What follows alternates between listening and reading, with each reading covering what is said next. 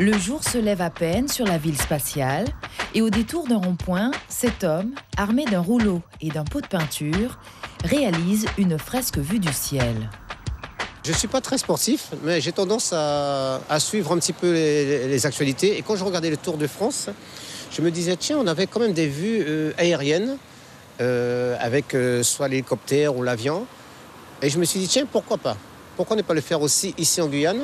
Donc d'où le fait de le faire en grand. C'est un sacré challenge d'ailleurs, parce que je ne suis pas très habitué à faire des grandes fresques. Et je suis quand même assez satisfait.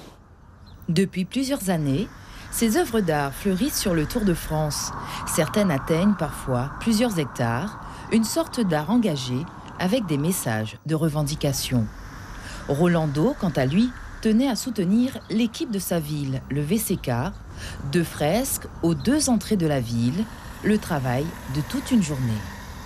J'ai fait une petite maquette avec un dessin très succinct. C'était juste pour avoir une idée de base, parce que bon, je savais déjà ce que je voulais.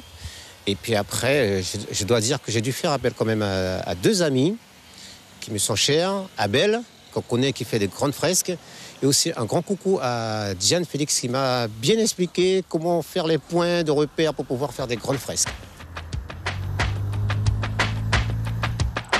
Et voilà sa fresque vue du ciel. Avec cette initiative de Rolando, c'est peut-être le début d'une nouvelle tendance sur le Tour de Guyane, un territoire qui ne manque ni d'espace ni de thématique pour ce genre d'expression artistique.